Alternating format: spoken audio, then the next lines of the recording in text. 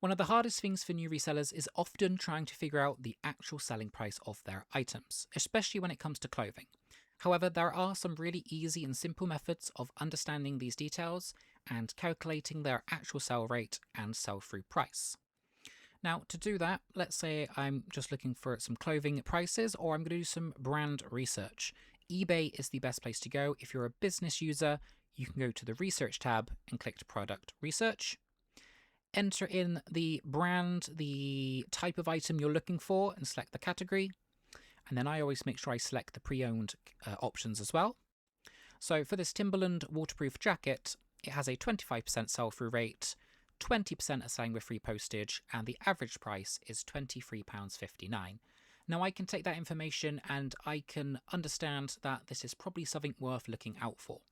However, if I niche it down slightly further, by going onto waterproof bomber jackets, I can see that the average sold price is slightly lower, but they're selling through slightly faster.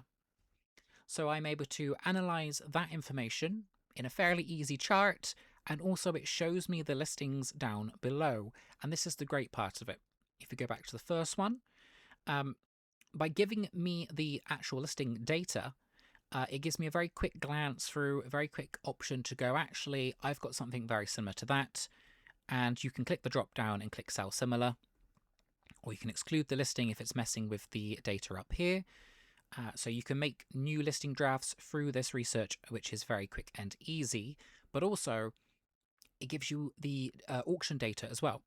So this men's Timberland raincoat here, it was a green one, it had 4 bids, it finally sold for £12.40.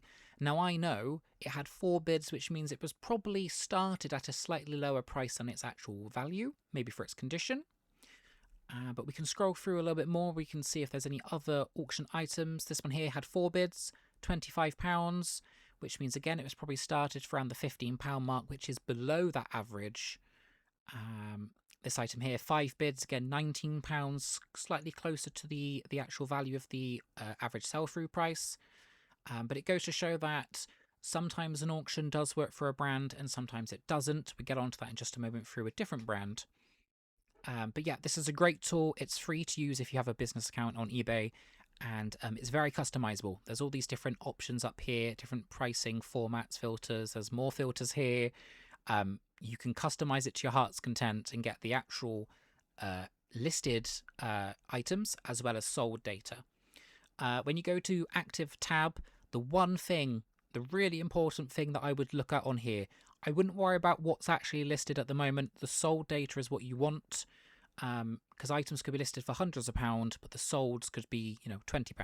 The sold data is the key data here. The one thing you want to look at is promoted listings. So, which one here? The waterproof jackets, just as a general category, 43% are promoted. If I list this item and I don't promote, I have 43% other listings of the same sort of item that are being pushed higher than mine in the search results. That's not good. So if it has a very high promoted listing, you have to promote the item in order to kind of secure that sale. Now this works for, bric-a-brac, books, ladies' clothing. So we're just going to look at dresses. This is the brand Ingenue, which if you've not heard of them before, is a slightly more upmarket brand. It does bold prints, and they're probably well known for their dresses. So if you see a very bold print in a charity shop, it could be this brand, so it's worth keeping an eye out for. Even on sale, £77. So they should have a good sell-through rate, and they do. If we go back here, you'll see I'm in the dresses category.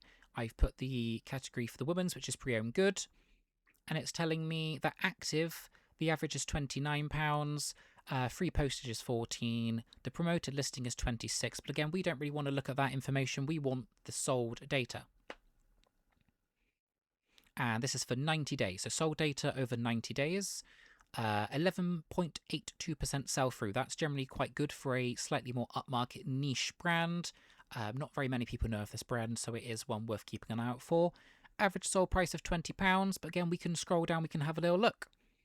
So I can see, £9, £20, £28, £18, £33. I can scroll down and look for auctions. an auction here had 2 bids at £8.34, so I know that was probably started around the maybe £5 mark. It didn't quite reach its average, but compared to, these £13 items, it could have been maybe, more of that range, item value range. Now, the common misconception with Vinted is people say it's a race to the bottom on Vinted. People don't list the items for their actual value, but they forget something, which is fees. So let's get into that, because this is very, very important, and this is probably the biggest mistake that new resellers make, is the fee structure of different platforms. And just very quickly, if you're not a business account or you don't, for some reason, have access to the research tab, you can do it the old-fashioned way. Put it in the title here, scroll down and click sold items, and I would also filter by pre-owned good to get rid of any new items as well. It doesn't tell you the sell-through rate, which I personally find very helpful. If a brand has a very low sell-through rate, it's not one that I maybe would pick up if I have running out of room storage wise, or I've got plenty of stock to list. But I know this is about 20% sell-through rate, so I know through the eBay research page it's a good brand to look out for. But if you just search this, you could easily see it tells you the date they sold. You could see that there's a couple of selling every day or every other day. If we go back to here and just have a scroll down, we click sold date, we can kind of just see if it matches up. Okay, so this will only show me up to November, but again, I can see that in November, 1, 2, 3, 4, 5, 6, 7, 8, 9 sold in November. So again, not the biggest seller, but if I'm able to get £20 or £30 for something, then that's generally quite good. Obviously, it is winter month, it is freezing, it's middle of December, not going to be the fastest seller at this time of year, but it still does have a decent average sell-through rate nonetheless. So again, that's how you would do it, just the old-fashioned way, checking the sold, scrolling down, looking at auctions. This one here, £1.16, that could have been flipped maybe for, 20 or so pounds. It's worth just keeping an eye on if auctions are doing good or bad. Some brands are very popular and they do very well on auctions, so you can just let them run. Others, just stick to fixed price listing. It's much safer. You'll get the best value for the item. Now, as I was saying about Vinted, and a lot of people make this mistake on Vinted, if you look at like Timberland though, it's slightly different. Some brands actually sell for more money on Vinted than they do on eBay after you take out the fees. So if I sold a Timberland jacket on Vinted, I would actually probably make more profit than if I sold it on eBay at a higher price. I think the average price on eBay was about 27. I could probably sell it here for about 20-ish. I'd get more money after fees. And that same goes for Ingenue. If you look at the brand, you'll go, oh, there's more listed for around the £12 mark, average about £12. It's £12, £8, £12, £8, £10, £9, for example, about £12 on average. There's a few higher value ones, but people need to remember the fees are completely different. So while it looks like it sells for less, it's interesting because you're actually going to get pretty much the same profit. And I just want to show you that very quickly now. If we go to an eBay fee calculator, let's say we're buying the dress for £3 and we want to get about a £10 profit margin on eBay, you'd need to list it for £16.50 plus £3.50 shipping. Now, this is where it gets slightly more interesting. If I wanted the same profit on Vinted, if I paid 3 and I wanted 10, then I'd need to list it for £13. Now, as we just discussed, the average selling price on Vinted is about £12, so very easily achievable. A much lower price, but for the same profit. So when people say Vinted is a race to the bottom, I do think they forget the fee structure.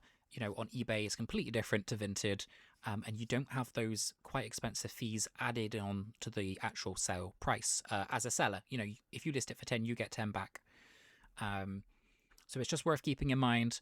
Now, when it comes to cross-listing, it's really important if you're a Vinted seller and you're listing your items at the Vinted prices that you remember the fee part. This is where a lot of new people go slightly wrong, and they're selling their items for slightly less than they should be. Zipso has a fantastic feature in the settings. If you go up to the top, click settings, it's called a pricing policy. Now, as we just discussed, I could list the item on Vinted and get £10 profit, but if I listed it on eBay at the same price, so if we just say £10 £10 plus £3.50 shipping, I would only get £5 profit.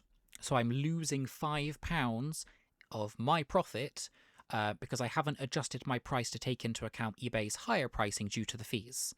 And we know that the items are selling for a higher price on eBay anyway, so increasing the price doesn't have any impact on the sale or sell-through rate. So what Zipsell allows you to do is to select an individual marketplace and increase or decrease the price based on the import value. So if I imported the dress from Vinted at, let's say, £10, I could then mark it up to £16 by putting a 60% markup, and that automatically applies when you import the item. Now, let's say I import it from eBay, and I want to then decrease the price slightly to be more competitive to the Vinted listings, knowing I'll get the same price, then I could discount it by, let's say, 20% or 30%, for example, and then you just save down the bottom. It's really, really important to make sure you're checking brand's value and also taking into account the fee structure. So different platforms have different fees. The calculators here, which I'll link in the description, are also very handy just to kind of get a better understanding of that. If you go over to Depop, for example, this dress brand doesn't actually have a brand to select, but it actually has a much higher listing value. You know, we're reaching sort of the high 30s here for some items. So again, you would maybe want to mark up for Depop, even though the Depop fee, I think, is about 3%. So different brands, different marketplaces, different prices. It's always worth having a little look. For your more common brands, generally it'll all be the same, but don't miss out on profit just because different brands have different values. You know, make sure you're maximizing your profit by just having a quick little look, or just make sure you pop a small 10-20% increase through the pricing policy. I hope this video has helped. I hope it helped you maximize your sales, and let's get reselling.